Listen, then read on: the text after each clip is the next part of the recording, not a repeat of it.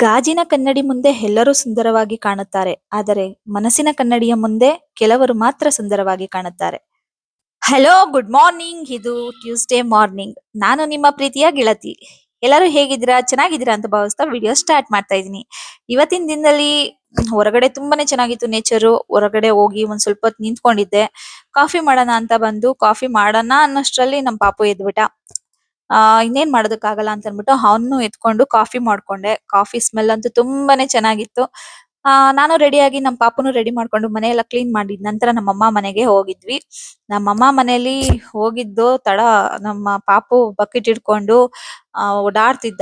ಇನ್ನ ನಾನು ಊರಿಂದ ತಂದಿದ್ ಪಾಟ್ನಲ್ಲಿ ಇಟ್ಬಿಟ್ಟು ಯಾವ್ದ್ಯಾವ್ದ್ ಪಾಟ್ ಹೆಂಗಿದೆ ಅಂತ ನೋಡ್ತಾ ಇದ್ವಿ. ನೆಕ್ಸ್ಟ್ ಈಗ ಮಕ್ಳು ಏನಾದ್ರು ತೊದ್ಲಾಗಿ ಮಾತಾಡ್ತಾ ಇದ್ರೆ ಹರಳಿ ಎಲೆ ಮೇಲೆ ರೊಟ್ಟಿ ಹಾಕೊಂಡು ಕೊಟ್ರೆ ಮಕ್ಳಿಗೆ ಸ್ಪಷ್ಟವಾಗಿ ಮಾತಾಡ್ತಾರೆ ಅಂತ ನಮ್ಮ ಅಕ್ಕ ಹೇಳಿದ್ರು. ಸೊ ಆ ರೀತಿ ಮಾಡೋಣ ಅಂತ ಅನ್ಬಿಟ್ಟು ನಮ್ಮಮ್ಮ ಮಾಡ್ಕೊಡ್ತಾ ಇದ್ರು. ಅವನು ಕಷ್ಟಪಟ್ಟು ಹೆಂಗೋ ಒಂದು ರೊಟ್ಟಿ ಮುಗಿಸ್ದ. ಇನ್ನ ನಾವು ಅವನ ಜೊತೆ ಕುತ್ಕೊಂಡು ಕಾರ್ಟೂನ್ ನೋಡ್ಕೊಂಡು ನಮ್ಮಮ್ಮ ಮಾಡಿದ್ ರೊಟ್ಟಿ ಟೊಮೊಟೊ ಗೊಜ್ನ ತಿಂತಾ ಇದ್ವಿ. ಸೊ ಫ್ರೆಂಡ್ಸ್, ಈ ರೀತಿಯಾಗಿತ್ತು ನಂದು ಈ ದಿನ. ಸೊ ಸಿಗೋಣ ನೆಕ್ಸ್ಟ್ ಡೇ.